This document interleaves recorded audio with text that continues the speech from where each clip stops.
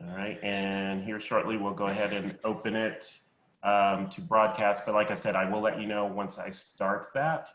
And just at that point, when I say I'm going to do that, make sure we're muted.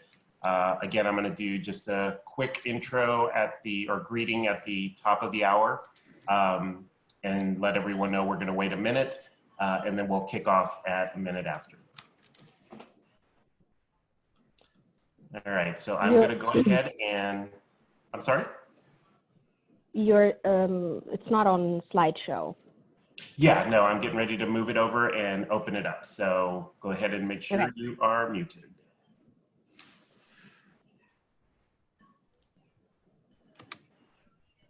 How do I mute?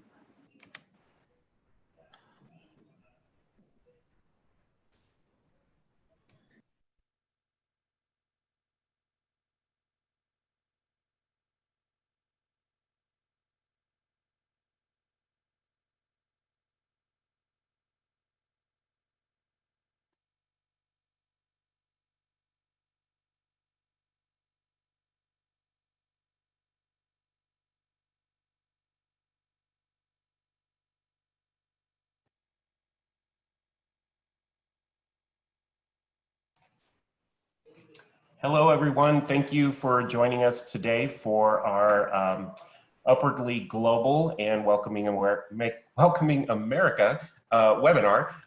Just wanted to let you know that we do have a number of individuals who will be joining us today. So we're going to give it about a minute to allow as many people to hear the information from the start. So just hold tight for just a bit and we'll get started momentarily.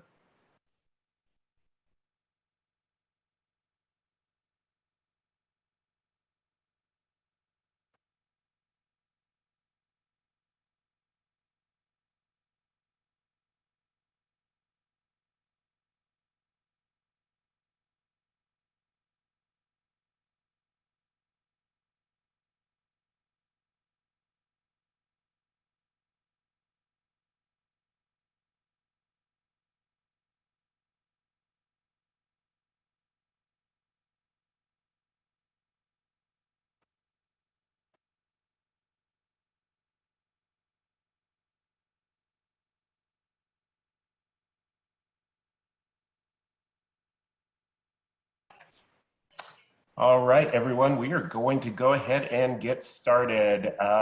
Just want to take a moment and welcome you all. My name is Anthony Salas, and I am the Membership and Event Manager with Welcoming America. And again, want to welcome you to our webinar, sponsored and presented by Upwardly Global. It's Upwardly Global's Jobversity and Welcome TLC, Toledo Lucas County webinar. We are being joined by some great individuals today who are going to be presenting their information to you. We're being joined by Rachael Barrett, who is the Senior Director with Jobversity Upwardly Global. Brittany Ford, who is the Program Analyst with Lucas County Department of Planning and Development and Welcome TLC Co-Lead. And Mahlet and Mamo, who is the National Account Manager with Jobversity Products and Services with Upwardly Global.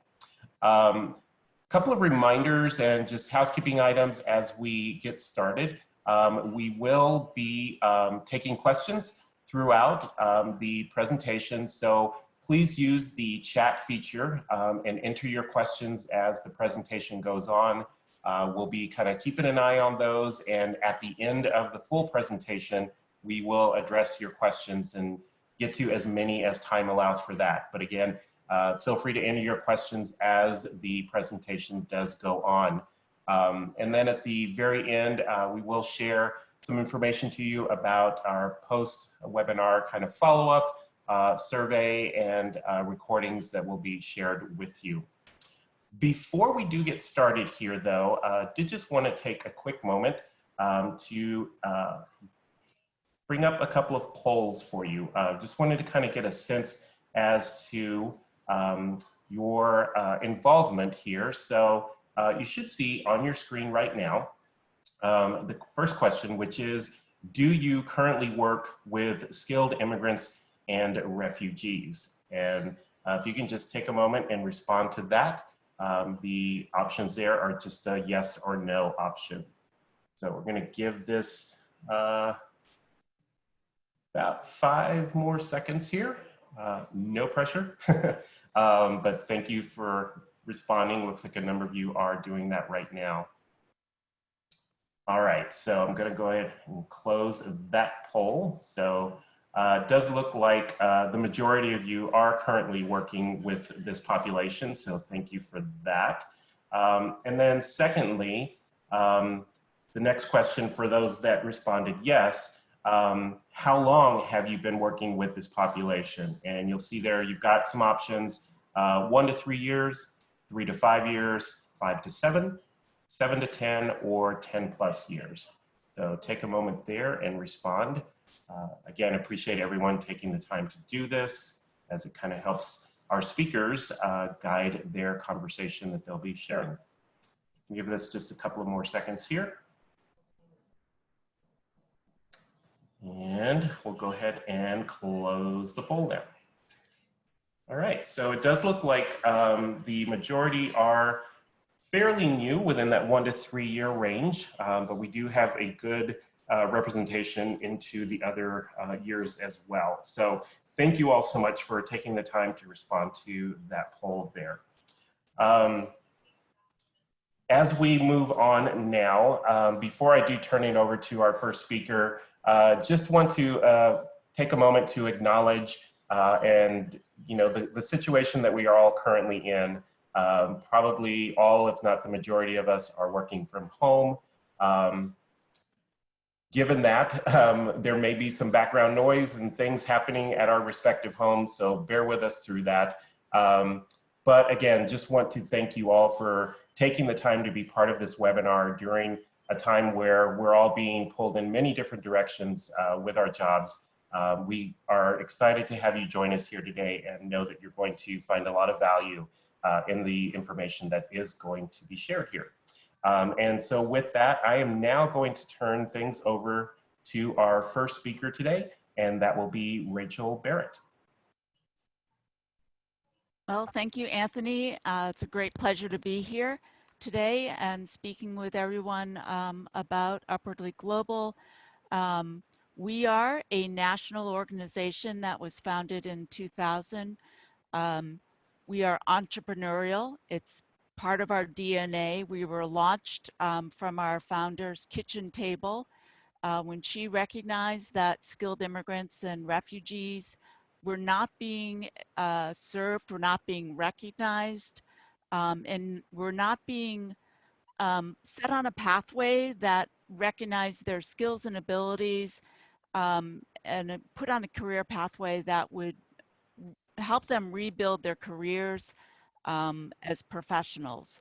So that is what we do. We help them rebuild their professional careers by helping them gain the certifications, the credentials, helping them do the simple things like resumes, getting them back into professional networks, learning how to navigate the American style hiring system, and connecting them to corporate America and employers so that they're able to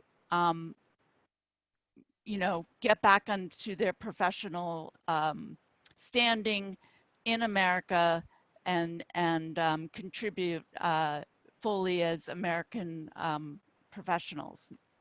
So we've been doing this now for about 20 years. We've started from that one kitchen table, and now we have 4 physical offices in Chicago, New York City, San Francisco, and DC. 60 employees across the country. We work as job coaches. They are specialized in different subject areas, everything from education to health to finance to IT. And we're able to help the folks who come to us by really understanding where they're at, identifying the barriers that are in the way of their obtaining a US job, and then helping them remove those barriers.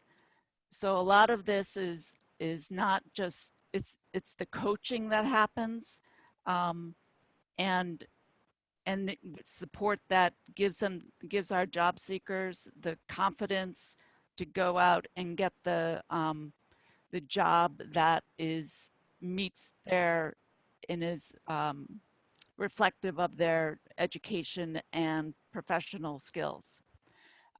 Next slide, please.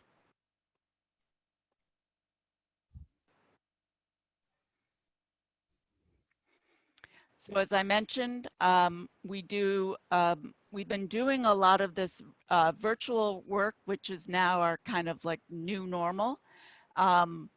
So when folks come to us, we have a core set of online programs that folks go through, and then they come back to us and they have personal coaching. And then we also then connect them to professional networks through our wide network of corporate engagement.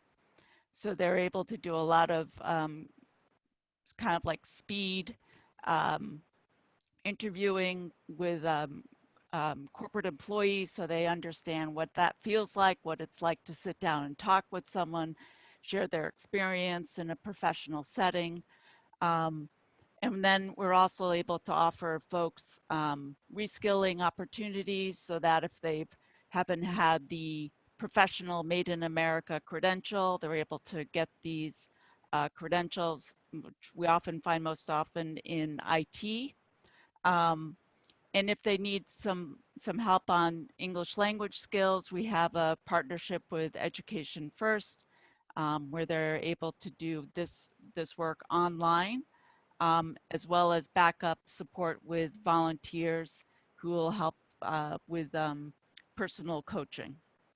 So we have been able to build a robust system that has a hybrid, both online and in person focus, so that folks get the hard skills they need as well as the soft skills, which enables them to kind of move quickly through systems, understanding the American style, and be able to find the job that meets their again, that is reflective of their abilities, their professional experience, their education. So we're moving folks from survival jobs and getting them back to their professional levels pretty quickly. It could move to the next slide. And you can see our results are pretty remarkable, because we're looking at an average income gain of $50,000. And we're looking at folks who have been able to, in 2019, we had 1,000 job placements. Now I want that number to sink into your head, because we have about 2 million professional immigrants and refugees who have professional backgrounds, who are languishing in America with survival jobs, or unemployed, underemployed, and yet we're only able to reach 1,000 folks a year. So, you know, we're missing a large number of folks who are what is called in the sector brain waste.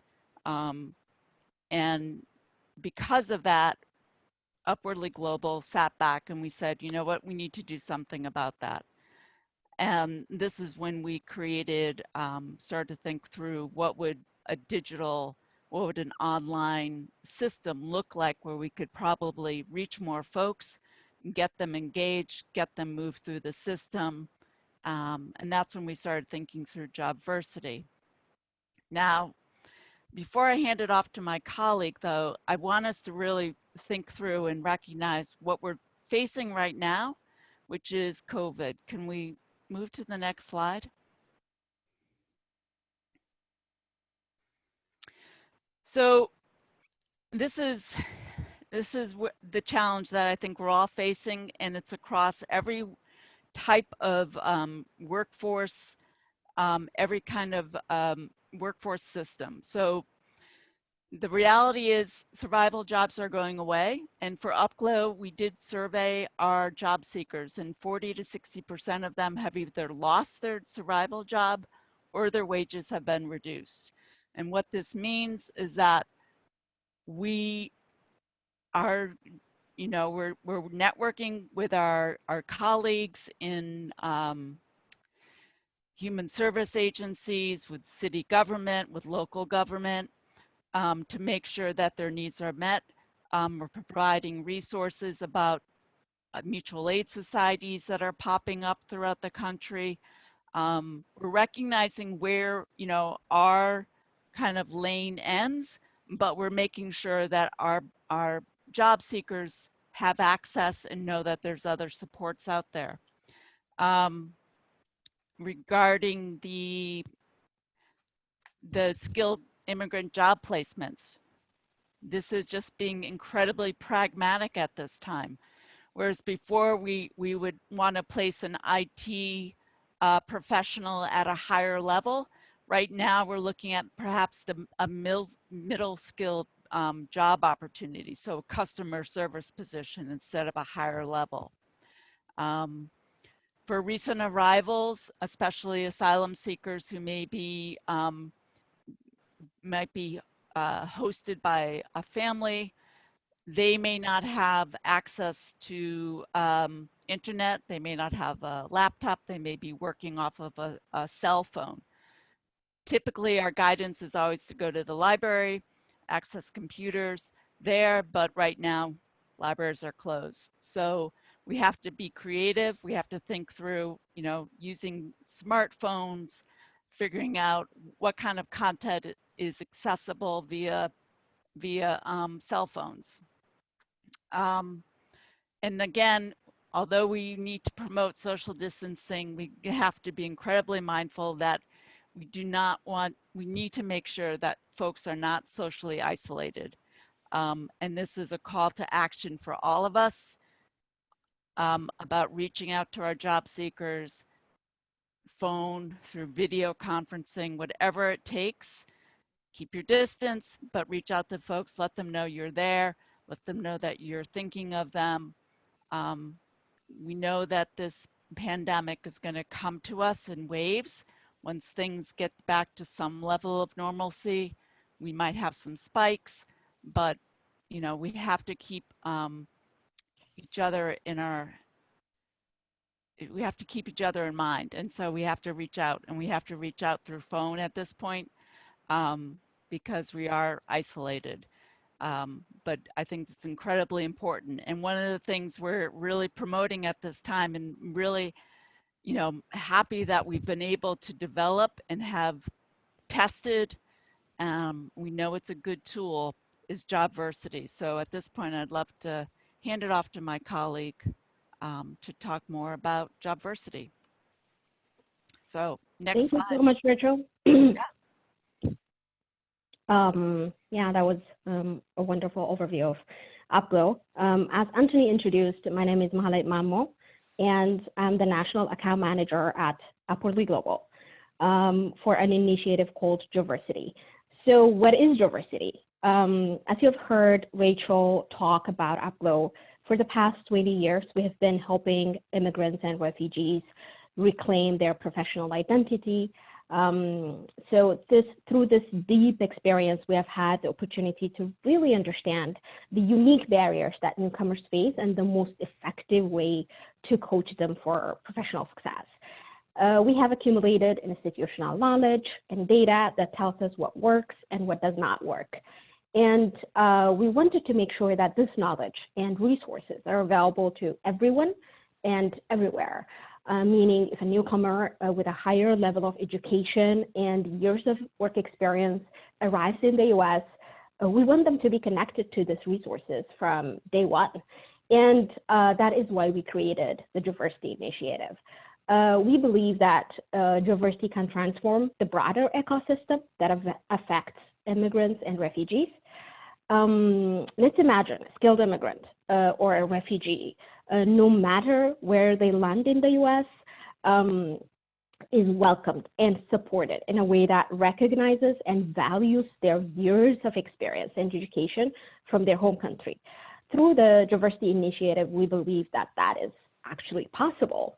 Jobversity's purpose is to provide digital learning tools and expertise to empower newcomers and the organizations that serve and hire them as well.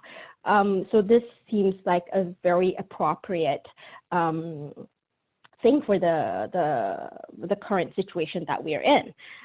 Our goal is to enable a field of service providers and workforce practitioners, community leaders like you, as well as employers to be best prepared to meet the unique needs of our target population through developing and offering online and interactive learning pathways, and program support, and so much more.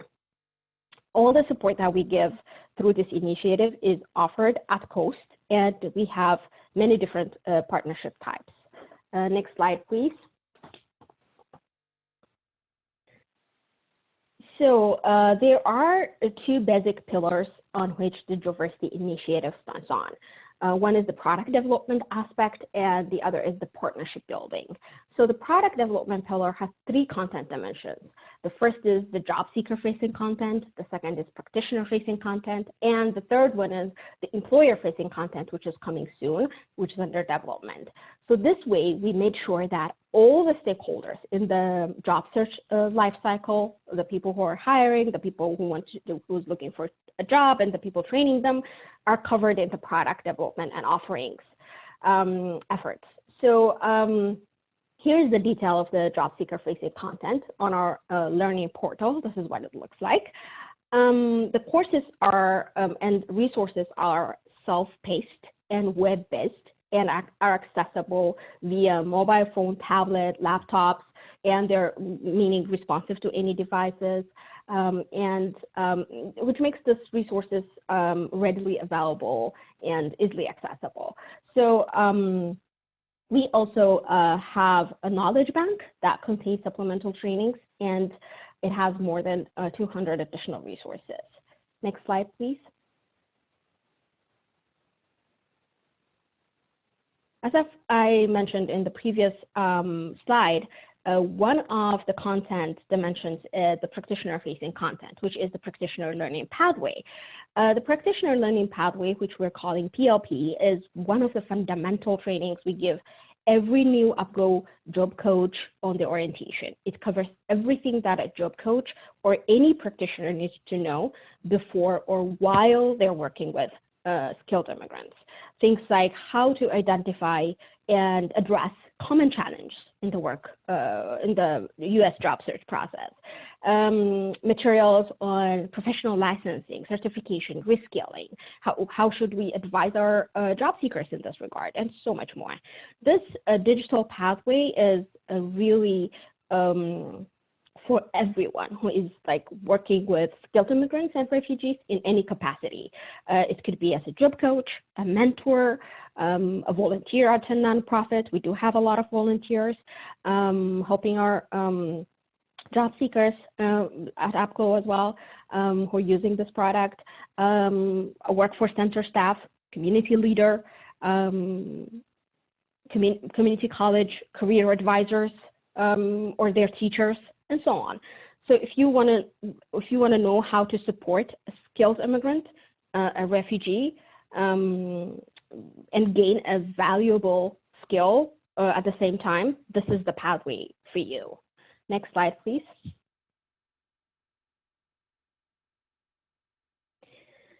So we also have an awesome free resources library. This free resources library is, you don't need to have any account, create any account. It's just there on our Jobversity website, jobversity.org.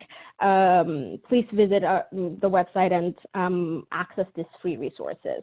We have a ton of amazing materials there for coaches, for job seekers, and everyone. Next slide, please. As I mentioned earlier, one of the pillars of Jobversity is partnership building. So when we look at partnership building pillar, in addition to offering a variety of partnership models, our services also include consultancy, training, depending on the type of partnership that we're pursuing.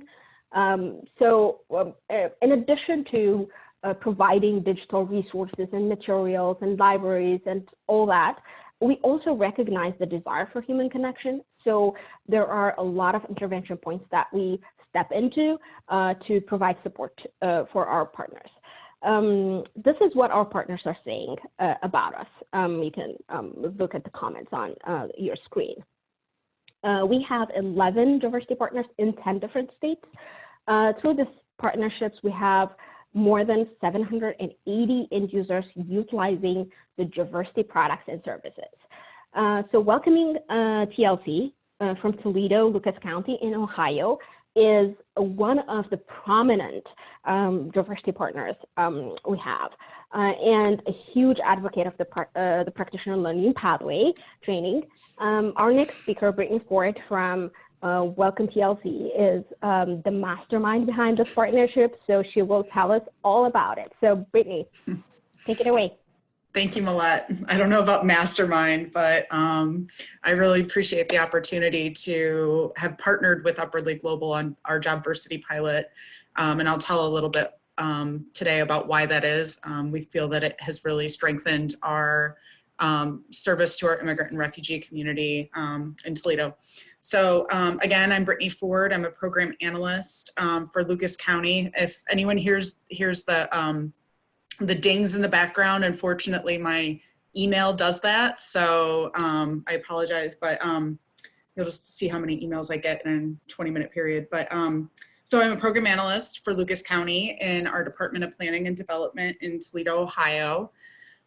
This is our Workforce and Economic Development Department. And since our launch, since Welcome TLC's launch in 2014, I have been the primary manager, if you will, of Welcome TLC.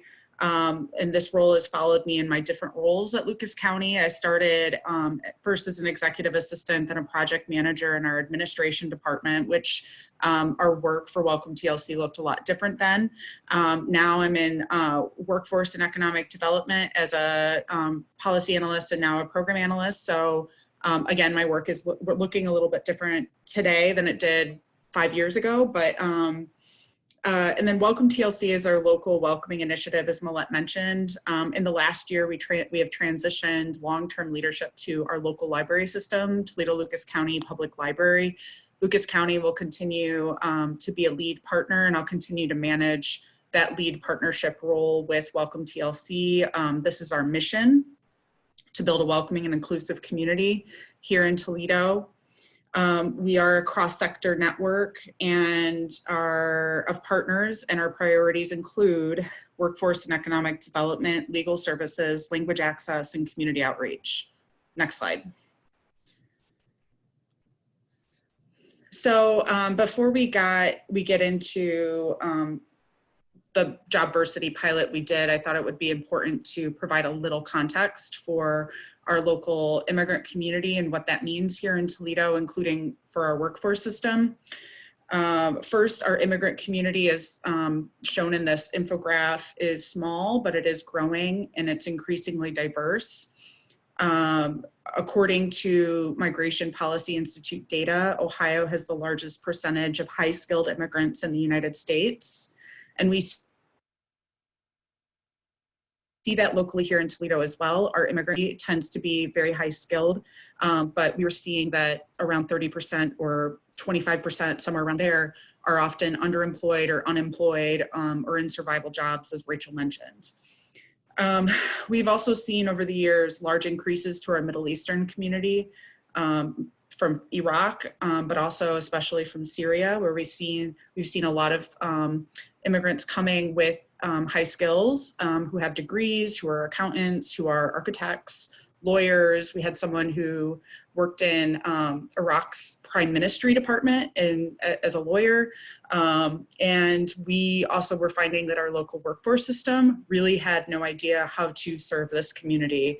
And so They didn't understand terms like credential evaluation or contextualized English as a second language classes. They didn't understand immigration status and issues and how to navigate employers through that, if they were serving them in our workforce system, et cetera. And until recently, they didn't know about language access. So if we had staff in-house into different programs, it was probably only in Spanish. We didn't have anyone serving any other languages. And so that's something that I'll talk a little bit about later that we've also worked on, and that this, I think, has played a role in that as well. And our partners in the immigrant and refugee service provider community were, because of all of these reasons, our workforce department and system was not really serving this population well. They weren't referring them to our workforce system either. And so, and I can talk a little bit about how Jobversity is helping us address this issue as well. So next slide. So Lucas County Planning and Development provides career and business services under WIOA, which is Workforce Innovations and Opportunities Act. That's our federal workforce development funding source. And our partner is Ohio Means Jobs Lucas County, which is our local, and that's operated by our partner network. It's a little confusing, but essentially OMJ Lucas County is our American Job Center, or our one-stop. And these two departments, or these two entities, work in tandem for our local workforce system. So our services, again, make up the bulk of the county's workforce development system, if you will. And so since I've joined our planning and development department about 2.5 years ago, we've been trying to work with both the county and OMJ Lucas County workforce staff to train them on how to serve this increasingly immigrant and refugee community in Toledo, try and crack that nut of why aren't service providers referring to us, which we at Welcome TLC knew why, but the workforce system kept saying they're not referring to us. And again, to kind of build that trust with our partners. So we had done some previous work to even bringing in Jobversity with Upwardly Global and other organizations like World Education Services Global Talent Bridge, or West Global Talent Bridge. So back in 2017, Upwardly Global and West came to Toledo and did a presentation to our workforce staff and our service provider partners. West came back in 2018, did another presentation. But when I was talking to Upwardly Global staff about the opportunity with Jobversity, what we saw that as is the ability to really scale the training to all of the staff versus just who could attend that one presentation, you know? And so when we were doing these presentations, we would get a small percentage of the workforce staff system. And so Jobversity was a way for us to really target all of our staff within that system, or attempt to target all that staff. And so for us, we utilized, for our specific Lucas County workforce staff and OMJ Lucas County staff, we utilized WIOA funds to pay for the training. So that's, again, federal workforce dollars, Workforce Innovation and Opportunity Act funds. And then we also, because we know that we're not the only ones providing job and career support in the Toledo community, and we wanted our partners to also be partnering with us or referring to us, we opened this up to our partners to potentially self-pay as well. We know that not all community partners have training budgets, but we thought that we would give them the opportunity. We'd like to, down the road, provide a scholarship option for our partners through Welcome TLC, but we just haven't been able to do that yet. So with the pilot, let's see. So with the pilot, we were able to get all of our workforce staff at the county department trained, and about 50% of our job center staff trained, as well as several other community partners who self-paid. And I'll talk a little bit about those outcomes later. And we can go to the next slide. Okay, so we started conversations around Jobversity in, we started conversations around Jobversity in August of 2018. Essentially, I heard someone at Upwardly Global talking about it at another conference, and I went up immediately to them and said, we want to learn more in Toledo. Please let us know when this product comes out. They gave us a call and said, hey, would you want to pilot it? We said, absolutely. It took us a little bit of time to kind of get our ducks in a row. We started the pilot in April of 2019, and we wrapped it up in July of 2019. So, and kind of the process of how we did this, we developed the flyer that's to the right of this text, and really put that out to all of our workforce staff, our Lucas County and OMJ Lucas County staff. Again, we tried to make it required for those staff. We were trying to get 100% completion rate or near 100% completion rate. And then we also used this to send out to our provider partners. We marketed it as, you know, it would be no more than 2 hours. It's an online interactive training. And so it wasn't a huge time commitment.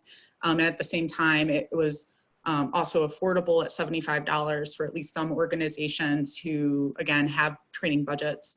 And so we eventually launched in April the pilot through a kind of a video conference call, if you will. We had people come to their respective work sites and join the video conference call together, and kind of reviewed how do you register, what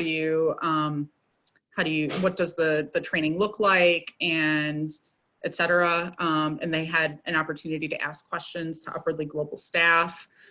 We sent out that sign up information, that registration information immediately via email. We sent email reminders, and then we would monitor the registration and completion rates through Upwardly Global. So me and Mahlet were spending a lot of time going back and forth. Who is registered this week? Who has completed it? Who are we missing?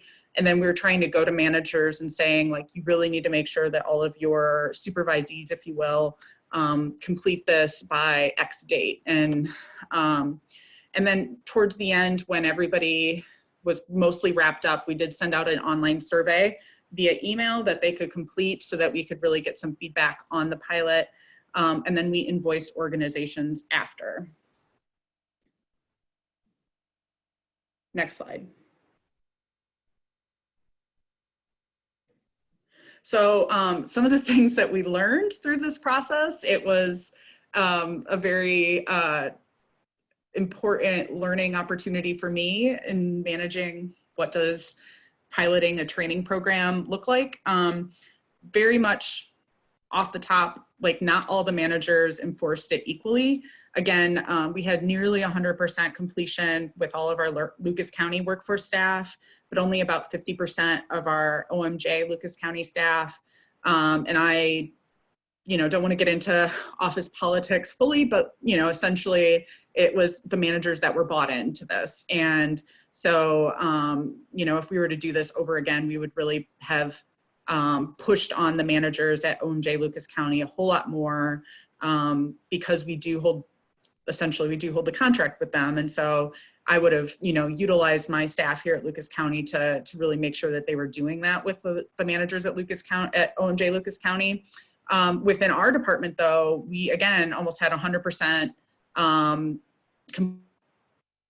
completion rate. I think we had 2 people that didn't complete it. And so, but that's something that we're gonna go back and finish up this last cycle at some point as well. So I think the second thing that we learned was that it wasn't something that we thought of right away, but the launch via video conference call. I think we would have done it, if I were to do it over again, I would do everything where every single person was at their own desk and that they were signed into a video conference call or a webinar, if you will, and had made them register at the exact same time. So in time and not necessarily all be in a conference room, reviewing all this information, having to go back to their desk. I think that created an additional barrier. And then this last one is kind of a misnomer a little bit, but essentially we had invoicing with 7 different organizations. So it ended up being a lot more work than I expected to coordinate payment at the back end. So if I were to do it over again, I would say like coordinate all of your invoicing with 1 to 3 organizations at the most, so that you can really, it's a little bit easier for you on the back end. Next slide. So our outcomes, again, we had 32 total practitioners who completed the training. 27 were from Lucas County and our OMJ Lucas County system. 5 were from service provider partners. We did complete a survey with overwhelmingly positive response. When I was talking to coworkers, they were saying, you know, this is really easy to use. It was a lot simpler and more interactive than I was expecting. It was not overwhelming, which for some of you who are working with workforce providers who may have never worked on this issue of serving an immigrant and refugee community, who maybe are not necessarily really passionate about it, who aren't really jumping at this opportunity, that was really important because people feel like they're already overwhelmed with their jobs, and this is another population they have to learn about. And so my biggest fear was that if information is overwhelming, then they might shut down. And so to hear that it wasn't overwhelming, almost across the board, I don't think we had complaints about the content from anyone that I talked to. So everyone that I talked to, including those that maybe aren't as passionate about this work as I am, they were very supportive and said, you know, this is really great content and not too much as well. So that was really important. And then a lot of people were saying, you know, I had no clue about credential evaluations, which was really important too. I had no clue that, you know, about some of the different topics within the training. And so we got a lot of really positive feedback. Next slide. And so what I think is really important is then 8 months later, how has this actually improved or moved the needle on our services here in Lucas County? And I can say that a couple of things. Our workforce system is seeing more immigrant and refugee clients. People know that when they do see them, they may know that they're not experts on this, but they know enough to come and talk to me and ask me those questions about, hey, I remember the credential evaluation thing. Can you tell me more about that and how to do that? So those are the kind of questions I didn't see this as like a full-scale system-wide magic bullet, but I saw this as an opportunity to train all of our staff or most of our staff, and then provide them enough information to know when to come to us to talk about, you know, hey, I need more information on this client. The second thing is that we now have an OMJ Lucas County Language Access Coordinator that was kind of being organized. It had kind of started around the same time as the pilot. Now a year later, we're about a year later, is now having a language access coordinator. It's much more kind of integrated into daily operations, and that person has been a resource both for obviously coordinating language access through the OMJ system or the workforce system, but also specifically in serving this population. And that person is really passionate about this work. And so that's really great. And the Jobversity pilot, I think, was a really great training opportunity for her to really upskill so that she was really prepared to be working one-on-one with this population as well. And then I did a couple weeks ago talk to our Lucas County Workforce Innovation Manager, Carrie Arnold, who is over this workforce system and the compliance of that system. And she was raving still about the training, saying, you know, I would highly recommend this training. And specifically what she said was, you know, the PLP training, the Practitioner Learning Pathway training, was a great springboard for our continued partnership with Welcome TLC, was a good baseline for all staff to have shared language and understanding around serving immigrants and refugees. The training format was, again, easy to use and interactive. The content was great. They had additional resources linked that you could come back to later when you wanted to go more into detail. It was not overwhelming, and that this has directly supported our language access work and is being incorporated into our daily operations for client services for our immigrant and refugee clients. So again, she said, I would highly recommend this training. So, you know, don't just take it from me, take it from our workforce development manager, that, you know, we have seen that this has had ripples, both in terms of really setting a baseline for all of most of our staff. I should caveat that, most of our staff, but also really help support some of our other projects that relate to this, including our language access coordination. So, and with that, next slide.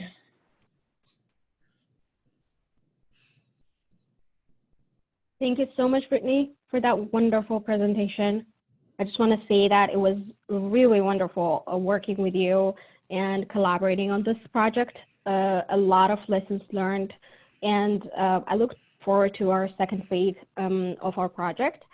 So today, we are very excited to announce that Jobversity reached an agreement with Welcoming America to offer the Practitioner Learning Pathway training on a discounted rate for all Welcoming America members accessing the training through their membership for the next 6 months.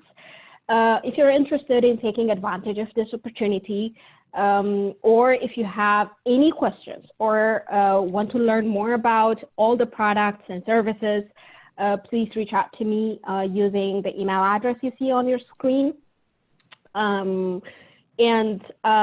Next slide, please.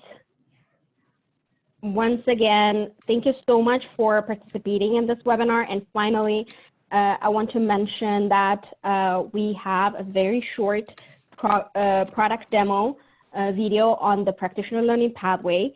You will find the link on the document Anthony will be sharing with you after the webinar concludes.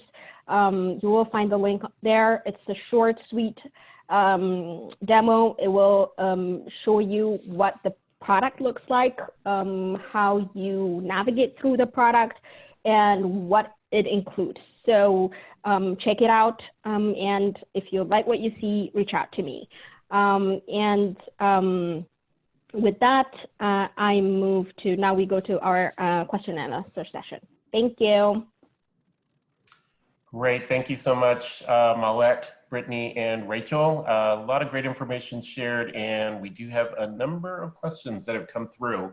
So we've got about a little less than 15 minutes, but a good amount of time to get to as many questions as we can here. Just a reminder to everyone, if you still have questions, use the chat feature, enter your question there, and again, we'll get to as many as time allows. First question I want to put out there to you, it's been asked in several different ways, so I'm just going to try to combine it here. But just in regards to Jobversity products, services, and costs, if someone wanted to get more information around that, where would they go to find that? Is it just on the site, or is there a specific location on the site? So Anthony, that's a great question. I'm glad somebody asked it. So let me start with the obvious and the reason why we're all here today. So for this webinar, the Practitioner Learning Pathway. So the Practitioner Learning Pathway is offered at $75 per seat. But because of this agreement we reached with Welcoming America, we are offering this training for $65 per seat for all Welcoming America members. But for all other types of partnership models and the kinds of services that we offer, the cost really depends on the type of program that our partners are intending to implement and the type of infrastructure that they have on the ground, and most importantly, the type of availability of funding that they have. For example, we have smaller NGOs and community partners who are implementing their program in a very small scale, and their costs might range from $3,000 to $15,000. But to others who might be funded by a larger scale, like state and city partners of ours, the cost of their program implementation might range from $30,000 to $100,000. So it really depends on the kind of program that you're trying to implement and the kind of support that we might need to offer. So if you want to learn more about this, and if you are still figuring out what you want to do, or funding opportunities available for you, for your organization or program, please do not hesitate to reach out to me, and we'll make time to talk about it and identify which partnership type may be best suited for your organization and for your needs. I hope that covers, that answers the question. Thank you, Anthony. Yeah, thank you very much. I'm going to go back one slide here. Actually, two more. I know some of you were just entering that you wanted Mahlet's email address, so I'm going to leave that up on the screen here for a moment. And then also the PLP demo that Mahlet referenced. I know that link is not clickable within the platform here, but we will share that as part of the follow-up after. So that will be included there. So we'll make sure that everyone does have that. So again, I'm going to leave this up here so you can have Mahlet's email address. But in the meantime, let's move on to our next question, which is, do you encounter any issues with digital inclusion when you're providing English language instruction online? And if so, what have you put into place to overcome that divide? If I may quickly address, and then if Rachael has something to add, that will be great.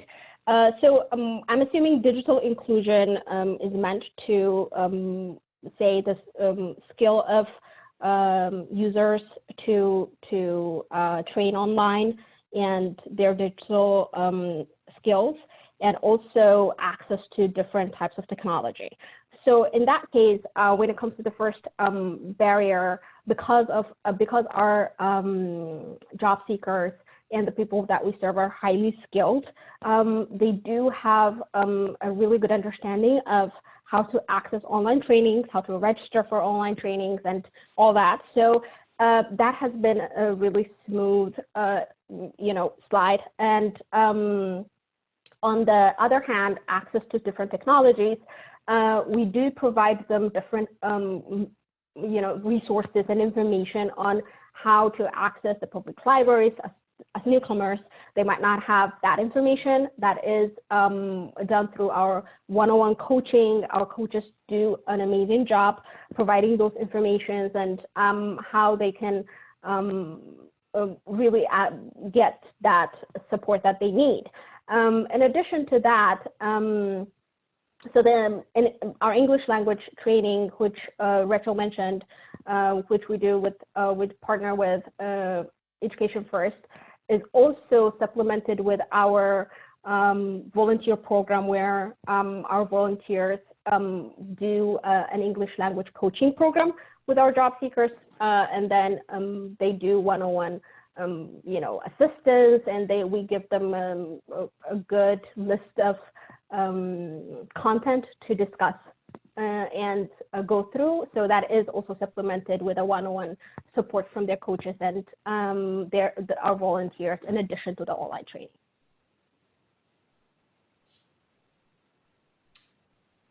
Great, thank you so much, Mahlet. I appreciate that. Sticking just a little bit with the question around the online trainings. Couple of questions that are here about it. One is, are any of those trainings offered in different languages, or are they all English only? So the idea of our core training and this soft skill training for newcomers and skilled immigrants and refugees is to make them familiar with the U.S. job search process, and to make them more comfortable in the interview process, to help them understand what networking for professional success is, and all that. So all the trainings are in English. So that means they will be familiar with the different languages, professional communication that they need to understand when they're interviewing, when they're doing their resumes and all that. So yes, all our trainings, online trainings, are in English, and we don't provide it in any other language. Okay, great. Thank you so much there. Let's see, I'm gonna check on where we stand with questions. Okay, next one. Can you explain a little bit about the immigrant status of those that have been placed and what differences if there are any differences in placement success or time to get to the placement, any placement success that you're seeing across different populations, for example, like new arrivals versus individuals that maybe have been in the country longer? So in terms of our program participation requirements strictly for UPLO and for our direct service, we serve immigrants, recently arriving immigrants and refugees less than 5 years. And we do have some exceptions to that rule, but that is the standard. So they're fairly recently arrived. They might be in the process of getting their green card and so on. They could be asylum seekers. So that, all of them have work authorization, which is really important to apply for a job and find a job. Otherwise, they won't be able to work. So those are some of the requirements. And in terms of like success in placement, it really depends on the effort that the job seekers and the trainees put in the work, in the training, and in all the recipes that we give them for professional success, for interviewing and their practice, and how often they communicate with their job coach and all that. So it really depends on them, but our average placement timeline is less than a year, and then after they're placed, they become really successful in their jobs and stay with the organizations. We do follow-ups with them, and then I think the retention average is about a year. So yeah. Great. Yeah, thank you very much. I think we've got time for another question or two here, but the next one here is asking if you can talk a little bit about your work with youth that are just entering the job market, say after coming out of high school or college.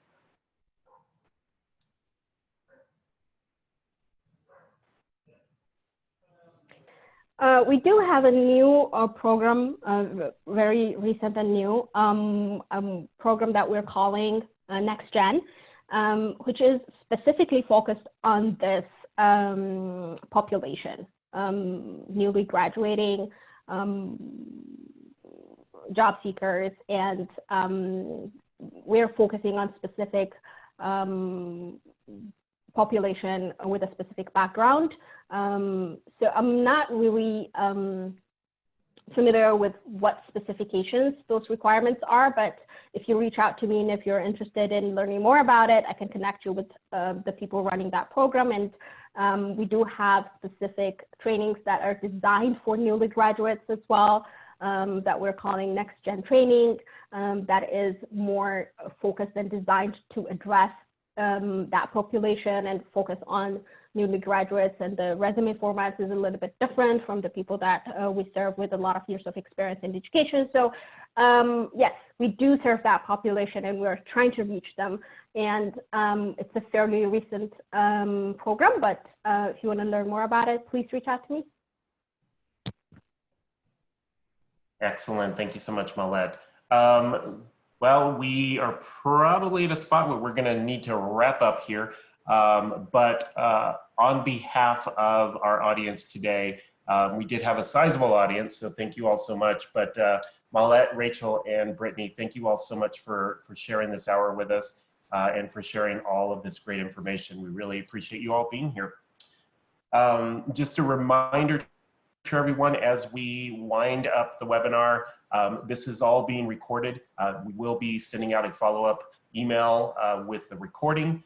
as well as the demo link, and also a reminder of Mahlet's email, so you can take advantage of the discount that they are extending to Welcoming America members. So look for that coming probably tomorrow morning to allow time to get all that ready. But if you do have any questions that come up between now and then, anything regarding this webinar or any of the content, you can also reach out to us at events@welcomingamerica.org. So with that, I do want to thank everyone for attending today. Also, just want to thank you again for attending in these difficult times that we're all going through right now. I appreciate everyone's involvement. Also, just want to mention to all of our members that we are working very hard at Welcoming America to continue to provide you with resources and information regarding COVID-19 and how you can pass that along to individuals within your community. So look for some more information coming out from us very soon. We are working on putting together a webinar series that we hope you can all engage with as well. So a lot changing quickly, but again, we are working hard to keep up with that and hopefully keep everyone informed.